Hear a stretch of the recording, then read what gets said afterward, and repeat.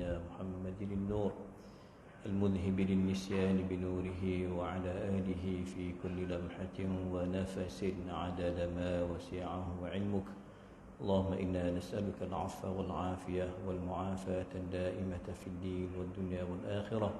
اللهم يا عليم علمنا من علمك ما ترضى به عنا، ويا حليم حققنا بخلق الحلم، ويا عليم حققنا بحقائق العلم. سبحانك لا علم لنا إلا ما علمتنا إنك أنت علام الغيوب. صلى الله على سيدنا محمد وعلى آله وصحبه وبارك وسلم. الحمد لله رب العالمين. أما بعد.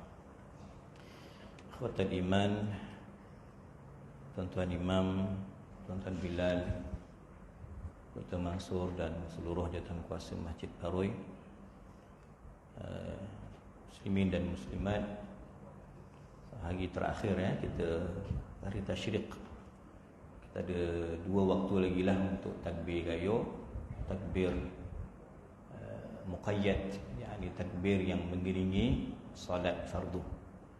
Dan alhamdulillah dengan 25 ekor kan, dan maknanya yang sama ada kita di kampung, di Kemboja, di dalam taman itu, maknanya yang dah selesai menyempurnakan ibadah korban tersebut, dah bolehlah kalau orang dalam ihram bertahallul, dah boleh potong kuku dah bolehlah cukup kalau nak repair misai dan seumpamanya. Dan itu untuk kita yang terlibat dengan korban. Adapun saudara-saudara kita di Mekah pun alhamdulillah mereka tunggu hari terakhir lah. Tuan-tuan, mereka dah selesai dah pun nafar awal dan nafar tani, dan kebanyakannya telah alhamdulillah menyempurnakan ibadah secara rukun dan wajib-wajib haji.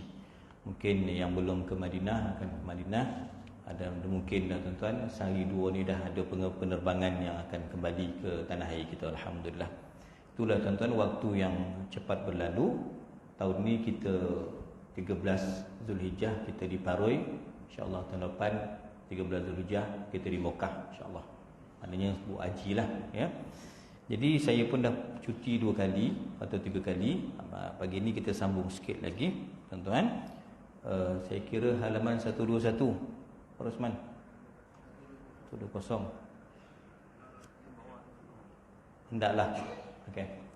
Qala radhiyallahu anhu, kata Sayyid Imam Ahmad bin Muhammad Zain bin Mustafa Al-Fatani rahimahullahu ta'ala wa nafa'ana bihi wa bi'ulumihi fid darain amin. Qala, hendaklah tiap-tiap muslim hatinya sentiasa ingat kepada Allah. Memanglah korban pun zikrullah, melontar pun bismillah ya Allahu akbar, rajman lisyaitani wa hizbih, melontar pun tuan-tuan zikrullah. Mulai esok yang kaki puasa ni dah boleh puasa lah balik kan. Hari tasyrik haram puasa lillah tuan-tuan. Semua itu kitarannya ialah zikrullah. Taib, dan berusaha memperkurangkan ingatan dengan yang lain daripadanya. Jadi kalau lidah kita Allah, hati kita Allah, roh kita Allah, sir kita Allah, ingatan kita kepada Allah, itu memang kelas lah. Tetapi asasnya lisan itu mesti dibasahkan dengan zikrullah, baru bawa kepada hati. Dan hati yang kurang ingat kepada dunia, maka lidahnya akan menyebut Allah. Tapi hati yang sentiasa bergelumang dengan dunia, dengan penipuan, dengan kemewahan, dengan segala yang bercanggah dengan kehendak Tuhan, hati itu tuan-tuan, hati yang jauh daripada Allah Subhanahu wa taala. Qala, setiap ketika dan waktu mengintai atau ingat akan Tuhan. Ini disebut dalam proses muraqabah. Kita ada raqibun atid. Muraqabah, ta'budallaha ka'annaka tarahu. Itu musyahadah. Fa in lam takun tarahu fa innahu yaraka. Itu muraqabah. Sekurang-kurangnya yakin Allah sentiasa memerhatikan kita. Artinya muraqabah dengan Tuhannya seolah-olah dia melihat Tuhan. Kalau kita melihat Tuhan namanya musyahadah. Yang walaupun dia tidak melihat Tuhan, namun Tuhan tetap melihat kepadanya. Ini namanya muraqabah. Tuan-tuan dengan demikian bertambah takutlah dia kepada Tuhannya. Ini namanya sampai kepada tahap takwa kepada Allah Subhanahu wa taala. Tuan-tuan, takut ittaqullah, takut ngambil daging korban orang. Kan? Ittaqullah, takut kita mengganggu orang, menyakiti orang. Ittaqullah. Kan? Itu takwa. Dengan zikrullah, tuan-tuan, akan menambah takwa. Bahawa apabila dia memang telah merasa takut kepada Tuhan, dengan sendirinya dia sanggup mengerjakan apa-apa yang disuruh dan meninggalkan sekalian yang dilarang oleh Tuhannya. Itu masuk takwa secara mudah, kan? Ittaqullaha haqqa tuqatih, maknanya junjung perintah Allah, jauhi tegahan Allah. Okey. Hal ini dengan erti kata berusaha mengerjakan yang fardu. Tuan-tuan, meninggalkan yang haram. Itu tak ada pilihan lah. Yang wajib kita sempurnakan, yang haram kita tinggalkan. Ini jelas. Tuan-tuan, maknanya tak ada pilihan. Yang ada pilihan itu ada bab makruh. Yang ada pilihan itu, tuan, bab sunat. Yang ada pilihan itu bab yang harus. 5 hukum taklif. Yang berat sekali, wajib dan haram. Kemudian jatuh kepada makruh dan sunat, dan hukum yang kelima jaiz, harus, jawaz. Okey. Qala, kemudian hendaklah berusaha taubat dengan taubat yang sahihah, yang taubatun nasuha, dengan segera. Taubat tak dapat nak tunggu tahun depan. Tahun barulah ustaz, awal Muharram esok. Saya taubat hari Ashura, tak dapat dah. Taubat segera, Dengan segera apabila telah memperbuat dosa, sama ada dosa besar maupun dosa kecil. Orang paroi mana ada dosa besar? Tak ada, alhamdulillah. Tak ada mabuk, tak ada berzina, tak ada mencuri, tapi kita tetap bergelumang dengan dosa-dosa kelalaian, kealpaan. Tuan-tuan, itu dosa kita lah. Kemudian jangan dilupakan mengerjakan segala yang sunat. Nampak tak? Level pertama tadi yang wajib. Yang kedua sunat. Ramai tak korban. Tak ramai. Kalau ramai tak korban. 25 tu kalau persen paroi berapa persen je? 25 ekor tu ramai tak korban sebab apa? Dia kata sunat. Saya main yang jihad fisabilillah, saya main Palestin ni lain. Dia korban ni sembelih-sembelih ni perbarang kata kan. Ini tak faham sunat. Padahal tuntutan sunat korban tu tiap-tiap tahun, bukan selang-seli. Mampu tiap-tiap tahun. Tuan-tuan, tak kisah tempat kita di kandang, di Labu, orang biasa pergi mana? Kampung Labu, kampung pulau ke mana? Ada masjid, pergi ke kandang rantau. Tak kisahlah, tapi terlibat dengan perkara sunat. Banyakkan buat amalan sunat, tuan-tuan. Lagi level selepas haram jatuh kepada makruh. Kan? Maknanya kita cuba mengelak, meninggalkan perkara-perkara yang makruh, perkara yang Allah tak suka. Walaupun kadang-kadang dia belum dah sampai kepada yang haram, tapi makruh, tuan-tuan, Allah tak suka, kita cuba elakkan. Perlu kiranya anda ketahui bahawa meninggalkan sekalian larangan itu hendaklah disungguh-sungguhkan daripada mengerjakan yang disuruh. Kerana meninggalkan sekalian larangan itu lebih berat dan lebih sulit daripada mengerjakan yang disuruh. Ini hadis, tuan-tuan, baca. Kalau kita tengok yang sunat tadi, Allah angkat seseorang itu menjadi wali. Antaranya ialah dia la yazalu 'abdi yataqarrabu ilayya bin nawafil hatta uhibbah.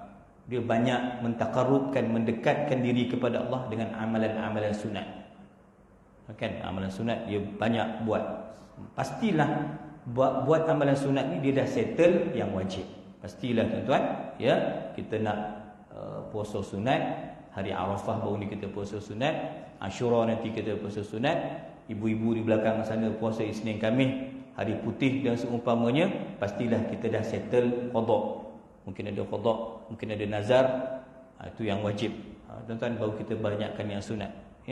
Pastilah begitu. Itu dalam memperbanyakkan amalan sunat, Allah kasih, Allah sayang, tuan-tuan.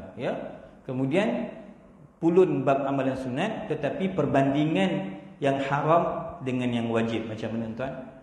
Keutamaan ialah tuan-tuan, sama-sama kita laksanakan yang wajib, sama-sama kita tinggalkan yang haram. Tetapi tuan-tuan, yang haram, yang larangan itu lebih berat daripada yang wajib. Kan? Sebab selera kita, syahwat kita, nafsu kita nak benda tu, tapi tak boleh buat. Ya tuan-tuan sebab tu dalam hadis dalam matan arba'in yang kita mengaji, idza amartukum bi amrin fa'tu minhu mastata'tum. Kalau ada perintah, buat sekadar yang mampu. Nampak? Jadi perintah itu diikat sekadar yang mampu. Makna tak mampu, tak ada istita'ah. Nak pergi haji, duit banyak, tapi tak dipanggil. Duit banyak tapi sakit. Duit banyak, kota penuh. Jadi tak wajib lah, tak ada istita'ah. Tuan-tuan, ada kewajipan-kewajipan tuan-tuan yang kita tak wajib lakukan. Bab zakat kita faham ada haul dengan nisab, tak sampai, tak wajib lah. Tetapi bab haram tetap kita wajib mengelak. Beza tuan-tuan ulama, kalau para fuqaha dia bezakan ya, untuk yang wajib tuan-tuan kita laksanakan, tetapi yang haram itu lebih berat. Sebab yang haram ni dia tak ada pilihan. Kau nak ke tak nak, kau jangan buat, kecuali dalam kes-kes darurat.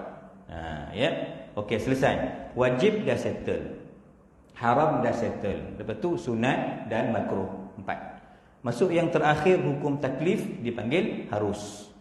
Adapun yang harus, maka diberi pilih akan seseorang antara mengerjakan dan meninggalkan. Kita tengoklah, kan? Tapi tengok, kadang-kadang benda harus ni tuan-tuan, benda adat boleh jadi ibadat. Benda adat tuan-tuan boleh jadi ibadat. Membezakannya apa? Cara dan niat. Tidur tuan-tuan, janganlah tidur dalam masjid. Sedikit masa kuliah rugilah, tapi dapat kalau iktikaf jugalah, kan? Tidur untuk niat bangun, untuk bangun esok subuh, bangun tahajud. Tidur kita tu nilainya ibadah. Ada sarapan ke lepas ni? Ada kan? Tuan-tuan, kau tak sampai buat sarapan. Sarapan, minum pagi, niat apa? Ada tenaga. Tuan-tuan, bismillah. Tu kira ibadah. Bersama pasangan isteri, hubungan suami isteri, tuan-tuan, niat apa? Nak jaga diri daripada zina. Tu semua dikira ibadah. Maka para fuqaha tuan-tuan, berdasarkan hadis yang masyhur, hadis ini dimuatkan dalam awal banyak kitab-kitab hadis. Bahkan saya ingat Imam Nawawi mengatakan sunat tulis hadis ni pada awal kitab. Hadis innamal a'malu binniyat. Innamal a'malu binniyat. Yang menentukan tuan-tuan kita nanti ikut niat kita. Ya. Jadi niat apa tadi tuan-tuan? Niat dia makan biar ada tenaga, niat dia tidur tuan-tuan biar cepat bangun, niat dia tuan-tuan bersama isteri biar terelak daripada benda mungkar, benda maksiat. Semua itu dikira pahala. Asal hukum harus, maka berubah menjadi ibadah.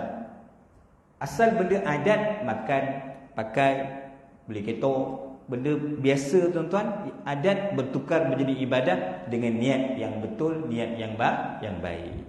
Maka ulama dia bagi satu kaedah, al-umuru bimaqasidiha.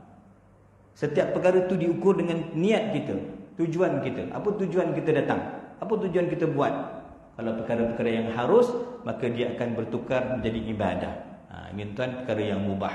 Tetapi dalam peraturan kaedah orang sufi, maka mereka dia tak dah, kadang-kadang benda harus pun mereka tinggalkan.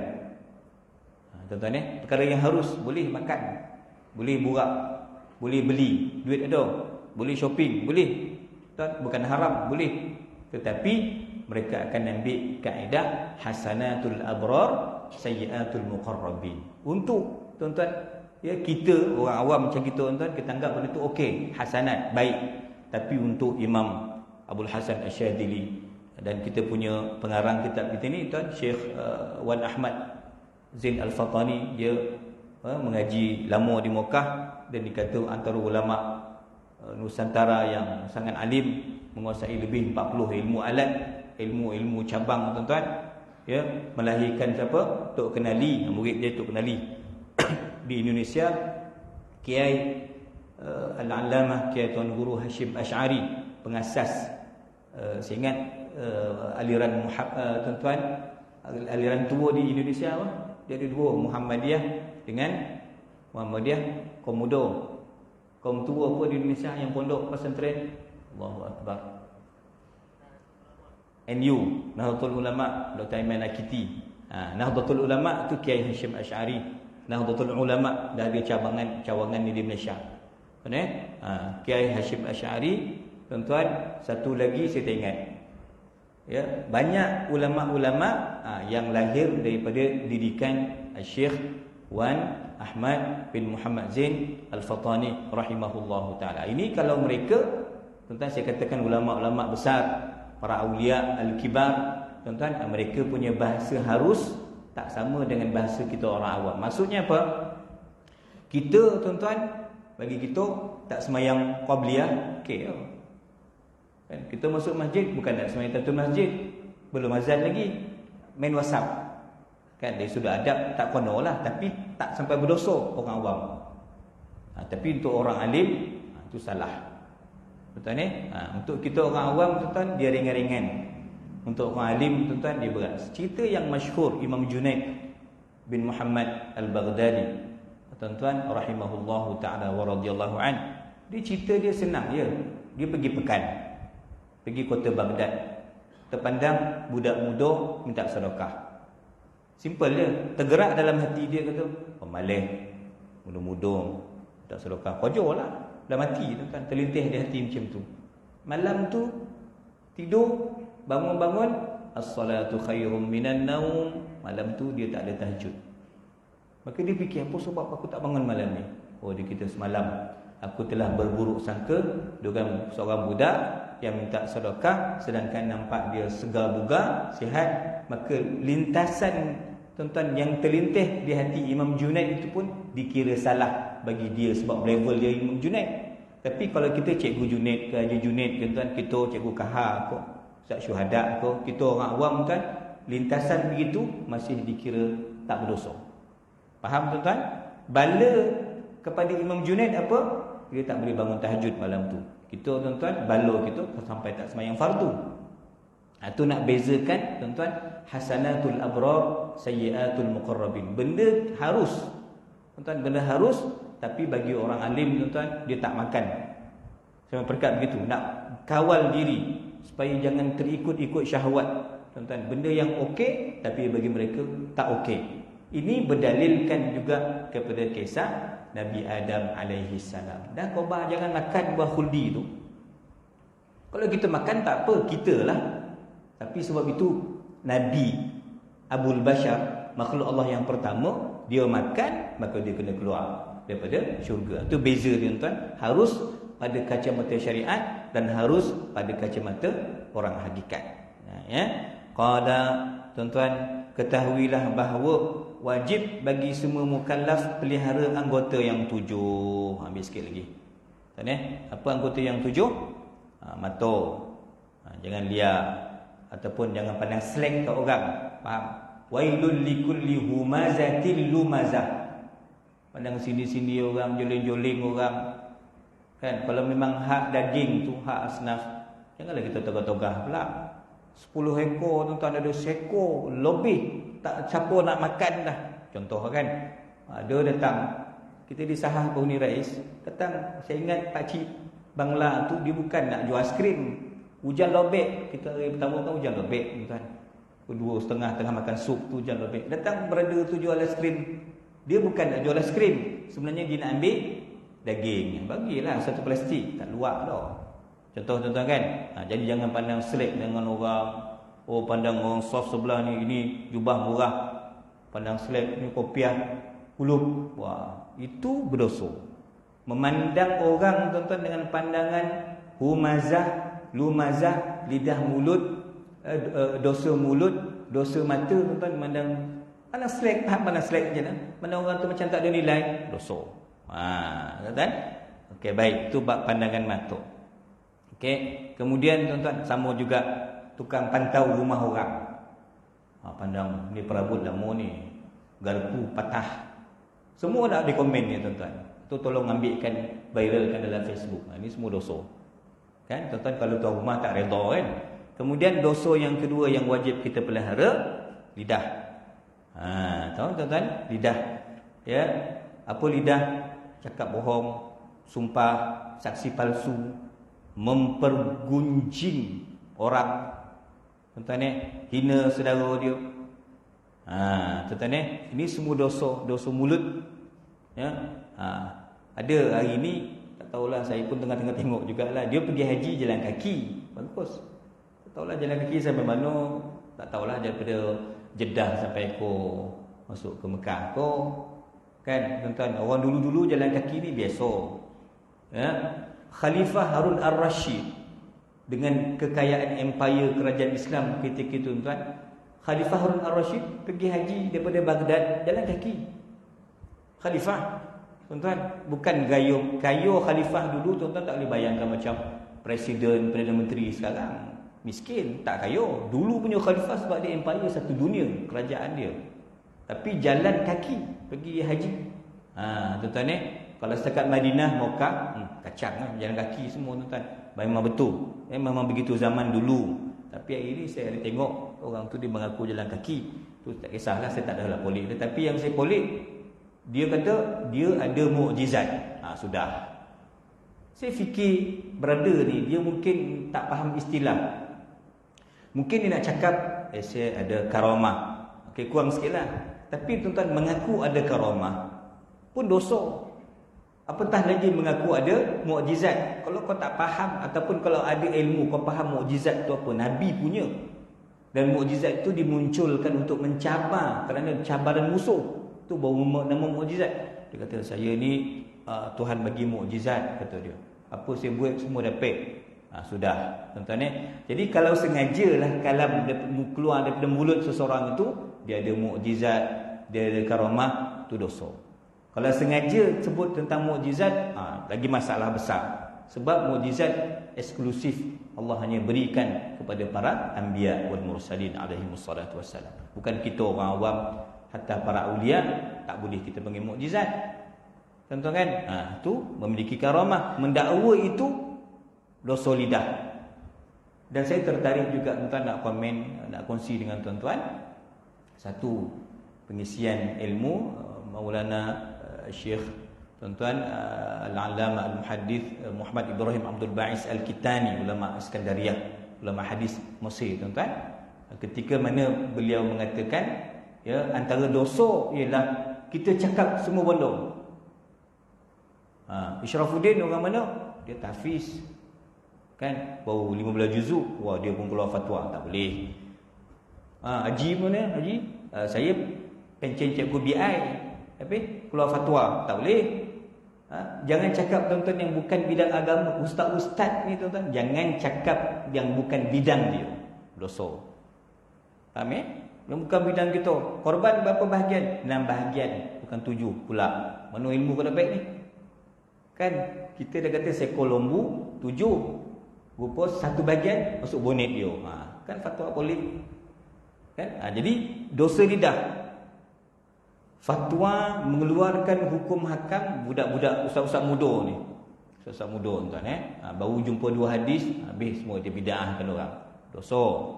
Kalau tak tahu, cari dulu. Cakap tak tahu, wallahu alam. Jangan memandai-mandai.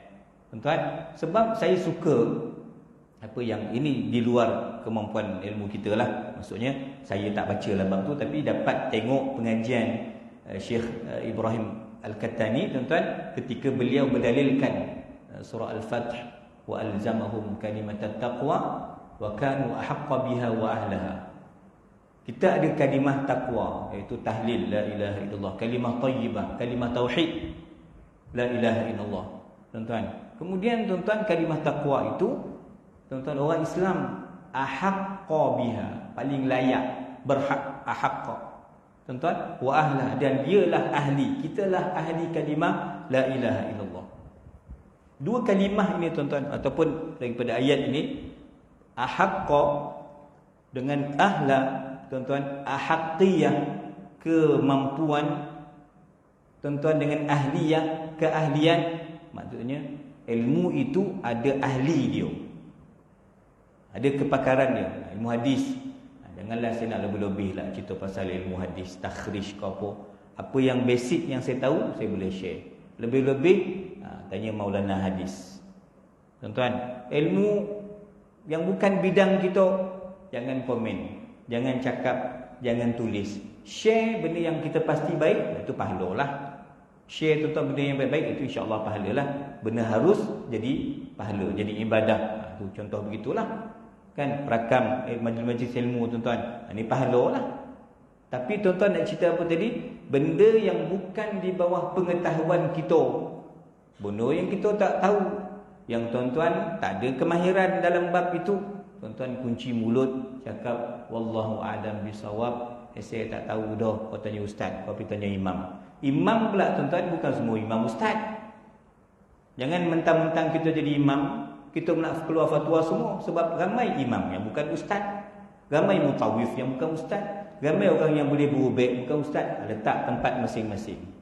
Kalau awak bukan bidang itu, awak bagi komen, bagi pandangan yang benda tu dah agak rumit untuk difaham. Bukan level ilmu fardu ain dah. Kadang-kadang dah jadi benda dalam, perbahasan yang mendalam, maka kata wallahu alam bisawab. Sebab kalau kita komen, kita dapat dosa. Tuan-tuan, termasuk dosa telinga, kan, dengan muzik kita sudah-sudah. Kan benda-benda yang haram. Tuan-tuan, dia menjadi ahli persatuan mesyuarat tingkap, nak caci orang, dia tak cakap, dia tukang songeh, tukang yes, tukang dengar. Dosa telinga. Kan suka dengar, telinga ni suka dengar caci ulama.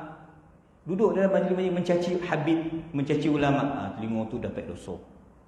Tuan-tuan ni, kemudian dosa apa lagi? Tangan tadi apa? Tempeling orang. Semua sekarang tuan orang Malaysia ni dah ramai gila. Betul tak? Dah jangan sewel tuan, perempuan pakai tudung minum arak, tunjuk dalam dunia TikTok dia. Kan ni ke arah tuan-tuan, memang betul. Saya ingat tahun 2 tahun lepas KKM dah buat kajian tuan-tuan. 2030, 2040 makin ramai orang gila.